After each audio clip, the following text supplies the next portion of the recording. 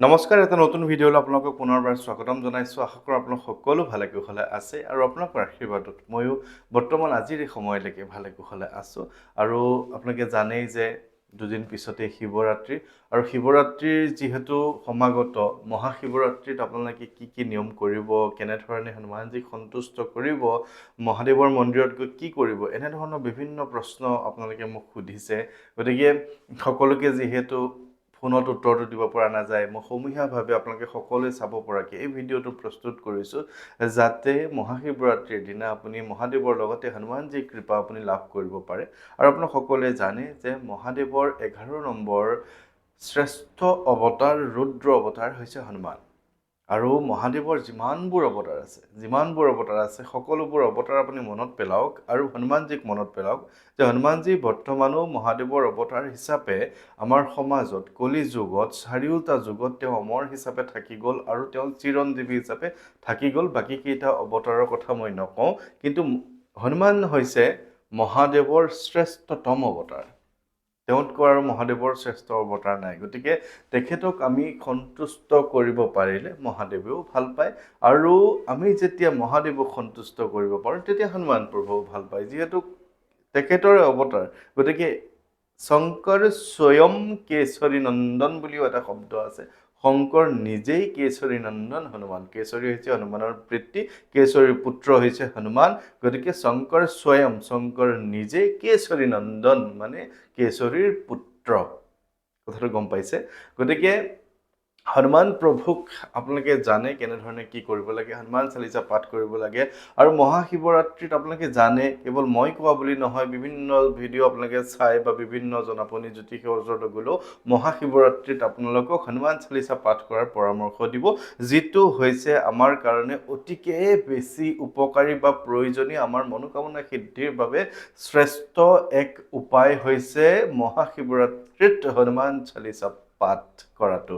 এতিয়া হনুমান চালিচা আপুনি কেনেধৰণে পাঠ কৰিব, কি নিয়ম কৰি আপুনি মহাদেৱৰ লগতে হনুমান প্ৰভুক সন্তুষ্ট কৰিব পাৰিব, তাৰ এটা মই নিয়ম আপোনালোকক সৰুকৈ শিকাই দিম। এটা সংকল্প লোৱাৰ কথা ক'ম, যিটো সংকল্প আপোনালোকৰ সিদ্ধি হ'ব আপুনি শুদ্ধভাৱে স্পষ্টকৈ যদি হনুমান চালিচাখন পাঠ কৰে। যিহেতু অহা কালিলৈ মই তিনিচুকীয়ালৈ যাম, গতিকে মই অহা কালিলৈ এই ভিডিঅ'টো প্ৰস্তুত কৰিব পৰা নাযাবৰ কাৰণেই মই এদিন আগতেই আপোনালোকৰ কাৰণে এই ভিডিঅ'টো প্ৰস্তুত কৰিলোঁ। আৰু মহাশিৱৰাত্ৰিৰ দিনা মই তিনিচুকীয়াৰ পৰা ঘৰলৈ বুলি আহি থাকিম। মই যোৰহাটত এটা নিমন্ত্ৰণ আছে, সেই নিমন্ত্ৰণ বহু পুৰণা। গতিকে মই মহাশিৱৰাত্ৰিৰ দিনা যোৰহাটৰ এটা নিমন্ত্ৰণ ল'বলৈ মোৰ ফালৰ পৰা চেষ্টা কৰিম। আৰু তাৰ পিছত মই পুনৰ 24, 25, 26 তাৰিখৰ ভিতৰত মই শদিয়ালৈকে যাম। আৰু শদিয়ালৈ যাওঁতে মই চেষ্টা কৰিম যে দুলীয়াজানৰ এগৰাকী ব্যক্তিয়ে মোক বহুত দিনৰ আগৰ পৰা নিমন্ত্ৰণ কৰি ৰাখিছিলে, তেখেতৰ ঘৰতে মই সেই অনুষ্ঠান ভাগ কৰি দিম। কিন্তু এটা কথা আপোনালোকে নিশ্চয় জানে যে মই 2025 চনৰ দৰে নিমন্ত্ৰণবোৰ লোৱা নাই বিভিন্ন কথাৰ কাৰণে। গতিকে মই 26 চনত আপুনি যিহেতু মাতিছে, মই আপোনাৰ নিমন্ত্ৰণটো ল'বলৈহে যাম, বা তেনেধৰণে মই বাটত বৰ বেছি আৰু নিমন্ত্ৰণ লৈ আগৰ নিচিনাকৈ মই কামখিনি নকৰোঁ, কাৰণ যথেষ্ট কষ্ট ভাগৰ লাগে।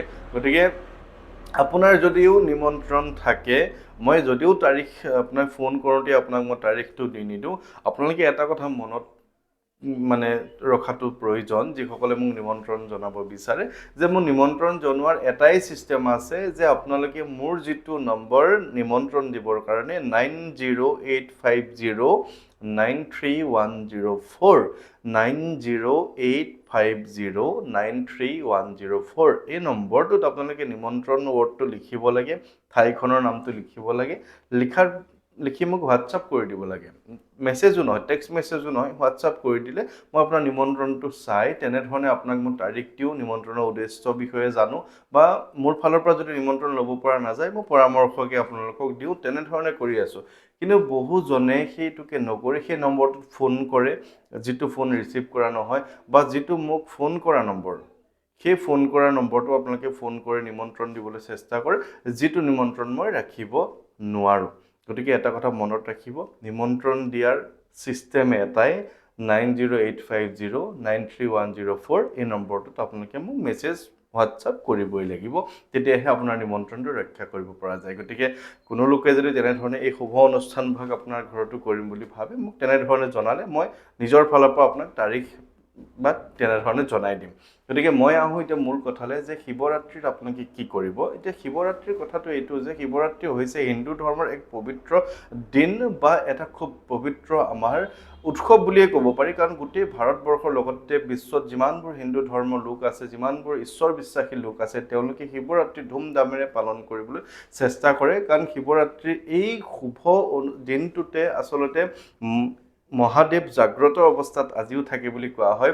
মহাদেৱে আপোনালোক বা আমাক সকলোকে কৃপা কৰিবৰ কাৰণে নিজে আহে, বা মহাদেৱক এইখিনি সময়ত প্ৰাৰ্থনা কৰিলে তেওঁ আমাৰ মনোবাঞ্ছাখিনি সিদ্ধিৰ বাবে তেওঁ আমাক আশীৰ্বাদ কৰে বুলি এটা পুৰণি প্ৰথা আছে, যিটো হয়। আৰু এই শিৱৰাত্ৰিৰ দিনা বিশেষকৈ বিবাহৰ বাধা যদি কোনো লোকৰ থাকে, কোনো লোকত যদি প্ৰেম প্ৰীতিটো কিবা সমস্যা থাকে, যিখিনি জেনুইন আৰু শুদ্ধ, বা তেনেধৰণৰ যিখিনি বিপদ আপদ আপোনাৰ ধাৰ দিনৰ পৰা আদি কৰি বিভিন্ন সমস্যাখিনি দূৰ কৰিবৰ কাৰণে মহাশিৱৰাত্ৰি এক উত্তম দিন, য'ত আমি ভগৱানক সন্তুষ্ট কৰিব পাৰোঁ, মহাদেৱক সন্তুষ্ট কৰিব পাৰোঁ। গতিকে আপোনালোকে খোৱাৰ পৰা উঠিয়ে যেনেধৰণে আপোনালোকে ভাবে যে মহাশিৱৰাত্ৰিৰ দিনা আপোনালোকে মন্দিৰলৈ যাব লাগে, মহাদেৱৰ মন্দিৰত গৈ আপোনালোকে যেনেকৈ ফুল অৰ্পণ কৰিব লাগে, গাখীৰ অৰ্পণ কৰিব লাগে, শিৱলিংগত পানী, গাখীৰ, এনেধৰণে যিখিনি অৰ্পণ কৰাৰ যিখিনি আপোনাৰ নিয়ম মতে, আপোনাৰ প্ৰথা মতে, আপোনাৰ ঠাইৰ মতে যিখিনি নিয়ম আছে, সেইখিনি আপুনি কৰক, তাত কোনো ধৰণৰ কথা নাই। কিন্তু আপোনালোকে সন্ধিয়া সময়ত আপোনালোকে কিন্তু এটা হনুমান প্ৰভুৰ সংকল্প লোৱাটো প্ৰয়োজন, বা সংকল্প ল'লে হনুমান প্ৰভুৰ কৃপাত মহাদেৱো বা হনুমান প্ৰভুৰ ইচ্ছাত মহাদেৱৰ পৰাও আপুনি কৃপা লাভ কৰিব পাৰিব। আপোনাৰ উদ্দেশ্য যিয়েই নাথাকক লাগিলে, আপোনাৰ বিবাহৰ বাধা, সন্তানৰ পঢ়া শুনাত খেলি মেলি, পৰীক্ষা আহি আছে, চাকৰিত বাধা, বা বিভিন্ন ধৰণৰ যিখিনি আপোনাৰ জীৱনত চলি থকা বাধা, ঘৰ বনাম বুলি ভাবিছে বনাব পৰা নাই, চাকৰি উপযুক্ত হৈছে পোৱা নাই, ট্ৰান্সফাৰ হোৱা নাই, বা বিভিন্ন ধৰণৰ যিখিনি আপুনি জেনুইন আপুনি তেওঁৰ পৰা আপুনি বিচাৰিব পাৰে, আপুনি শুদ্ধ পথত থাকি সেইখিনি উদ্দেশ্য এটা সফল হ'বৰ কাৰণে সেই মনৰ উদ্দেশ্যটো লৈ হনুমান প্ৰভুৰ এখন থাপনা আপোনালোকে পাতিব লাগে। আৰু থাপনাখন কেনেধৰণে পাতিব লাগে ইতিমধ্যে মই আগৰ এটা ভিডিঅ'ত মই সংকল্পৰ থাপনাৰ ওপৰত ভিডিঅ' দিছিলোঁ, তথাপিও কৈ দিছোঁ। এখন পীৰা ল'ব, পীৰাখনৰ ওপৰত ৰঙা কাপোৰ ল'ব, তাৰ ওপৰত আপোনালোকে প্ৰভুৱে কৃপা কৰি থকা, হনুমান প্ৰভুৱে বহিয়ে হওক বা থিয়হিয়ে হওক এনেধৰণে আশীৰ্বাদ কৰি থকা, ঠিক যেতিয়াও কৈছে, এনেধৰণে আশীৰ্বাদ কৰি থকা এখন ফটো আনিব, যাতে তেওঁৰ কৃপা আপুনি লাভ কৰিব পাৰে। তেনেধৰণে এখন ফটো লৈ আপুনি পীৰাখনৰ ওপৰত, ৰঙা কাপোৰখনৰ ওপৰত ৰাখিব। আপুনি বুনিয়া লাডু দিব পাৰে, ক্ষীৰ অকণমান ভোগ হিচাপে দিব পাৰে, গুড় অকণমান দিব পাৰে। সেইখিনি দি আপুনি ফল মূলো এক্সট্ৰাকৈ ৰাখি ধুনীয়াকৈ এখন থাপনা পাতি ল'ব, শৰাই এখন পাতি ল'ব। সেই তেওঁলোক যিখিনি প্ৰসাদ দিব, সেই প্ৰসাদখিনি এক্সট্ৰা ল'ব, আপোনালোকলৈ বুলি লোৱা প্ৰসাদখিনি এক্সট্ৰা ল'ব যদি ইচ্ছা কৰে। তাৰপিছত আপোনালোকে কি কৰিব, এটা পানীৰ ঘটি ল'ব, পানীৰ ঘটিটোত তুলসীৰ পাত 3টা দি ল'ব, আৰু যিখিনি ভগৱানলৈ বুলি তেওঁলৈ বুলি ভোগ দিব, তাতো তুলসী পাত 3টা 5টা আপুনি দিব। তেওঁৰ ভোগ হিচাপে তুলসী খুবেই ভাল পায়। আৰু পানীখিনিত আপুনি তুলসী পাত 3টা দিব। আপুনি ঘিউ চাকি এটা জ্বলাব, সেই ঘিউ চাকি গছে 3টা আপুনি ফুল থকা সম্পূৰ্ণ এটা লং দিব 3টা, সেই লং 3টা ঘিউখিনিত দিব, দি আপুনি চাকি গছ জ্বলাব, ধূপ জ্বলাব, ধূনা জ্বলাব। ধূনাত কপোৰ দিব পাৰিলে ভাল হয়, নিগেটিভিটি দূৰ হয়। ঠিক তেনেকৈ লং দিলেও নিগেটিভিটি দূৰ হয়। আপুনি থাপনাখন ধুনীয়াকৈ পাতি লৈ আপুনি মহাদেৱক প্ৰথমতে স্মৰণ কৰিব। মহাদেৱক স্মৰণ কৰি জয় শ্ৰী ৰামকে 3বাৰ ক'ব। 3বাৰ কোৱাৰ পিছত আপুনি হনুমান চালিচাখন আপুনি যিটো মনত সংকল্প লয়, সেই সংকল্প যাতে তেওঁ সিদ্ধি কৰে, তেনেধৰণে ভগৱানৰ ওচৰত ক'ব, হে প্ৰভু, মই আজি এই শিৱৰাত্ৰিৰ শুভ স্থানত মই মোৰ এটা গৃহ নিৰ্মাণৰ যি সংকল্প লৈছোঁ, সংকল্পটো যাতে সফল হয়, তাৰ বাবে মই আজিৰ এই মহাশিৱৰাত্ৰিৰ পবিত্ৰ দিনত মই হনুমান চালিচাখন 3বাৰ, 5বাৰ, 7বাৰ, 9বাৰ মনৰ পৰা যিটো ক'ব, সংকল্প পাঠ কৰিব ওলাইছোঁ এই সংকল্প পাঠত যদি কিবা মোৰ ভুল হয় ক্ষমা মাৰ্জনা কৰি এই সংকল্পটো সিদ্ধি হোৱাত যাতে আপুনি মোক সম্পূৰ্ণৰূপে সহায় কৰে তাৰ বাবে মই আপোনাৰ ওচৰত প্ৰাৰ্থনা জনাইছোঁ বুলি কৈ আপুনি জয় শ্ৰী ৰাম 3 বাৰ ক'ব কৈ আপুনি যিটো ভাবি ল'লে কেইবাৰ পাঠ কৰিম তেনেধৰণে আপুনি নুৰুৱাকে কন্টিনিউ একে বহাতে আপুনি হনুমান চালিসা পাঠ কৰিব পাঠ কৰাৰ পিছত আকৌ জয় শ্ৰী ৰাম ক'ব জয় শ্ৰী ৰাম 3 বাৰ কোৱাৰ পিছত আপুনি সংকল্প থাপনাখন তেনেধৰণে ৰাখি থব যেতিয়া চাকি গছ নুমাব আপোনালোকৰ যিখিনি প্ৰসাদ আছিল সেইখিনি খাবৰ কাৰণে উঠাব পাৰিব তেওঁলোক দিয়া প্ৰসাদখিনি নুঠাব তাৰ আপোনালোকে ঘৰৰ বাউণ্ডাৰীৰ ভিতৰত থকা গছৰ তলত ধুনীয়াকৈ দি দিব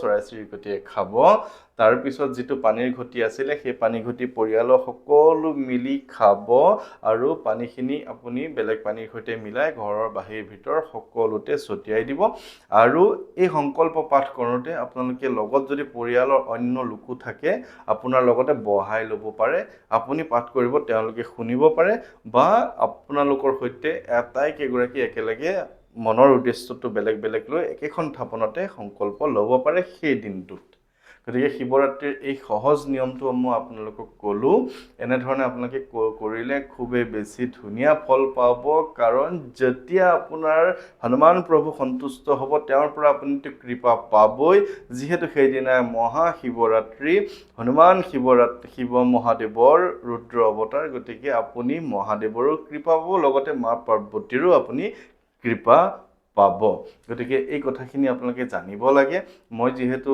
শিৱৰাত্ৰিৰ দিনা উপস্থিত নাথাকিম বা কাইলৈও ভিডিঅ' বনাব পৰা নাযাব আজিয়ে মই আপোনালোকৰ কাৰণে এই ভিডিঅ'টো প্ৰস্তুত কৰি দিলোঁ আপোনালোকে অনুগ্ৰহ কৰি খুব ধুনীয়াকৈ যদি এবাৰ বুজা নাই দুবাৰকৈ চাওক কিন্তু কথাখিনি ধুনীয়াকৈ ক্লিয়াৰ কৰি দিছোঁ এনেধৰণে আপোনালোকে মহাশিৱৰাত্ৰিটো পালন কৰক তাৰপিছত ওচৰৰ মন্দিৰত যাওক আপোনালোকে শিৱৰাত্ৰিত আপোনালোকে ভোগ গ্ৰহণ কৰক প্ৰসাদ গ্ৰহণ কৰক আপোনালোকে সেইখিনি কৰক কিন্তু সন্ধিয়া সময়ত অকণমান সময় কাৰণে হলো এই নিয়মটো কৰিবলৈ আধা ঘণ্টা লাগিব এই আধা ঘণ্টা আপোনালোকে এই সংকল্প পাঠ কৰক আপুনি চাব আপোনাৰ মনৰ আশা খুব সোনকালে তেওঁ পূৰ্ণ কৰি দিব গতিকে মই আশা কৰোঁ আপোনালোকে ভিডিঅ'টো খুব ধুনীয়াকৈ বুজি পালে কিবা যদি বুজি পোৱা নাই কমেন্ট কৰি সুধিব কিন্তু ভিডিঅ'টো চাব ভিডিঅ'টো নোচোৱা কালি এটা ভিডিঅ' দিছোঁ যে সেই ভিডিঅ'টোতে আকৌ ভিডিঅ'টোত প্ৰথম 1 মিনিটৰ ভিতৰতে যেটো কথা কৈছো সেই কথাটোকে আকৌ কমেন্টত খুদিছে তাৰ মানে তেওঁ ভিডিঅ'টো চোৱা নাই মই লিখি দিছো তেনেকৈ আপুনি ভিডিঅ'টো নোচোৱাকৈ কমেন্ট কৰিছে তাৰ পিছত তেওঁ কমেন্টটো ডিলিট কৰি দিছে গতিকে ভিডিঅ'টো মন গলে সম্পূৰ্ণ চাব আৰু যদি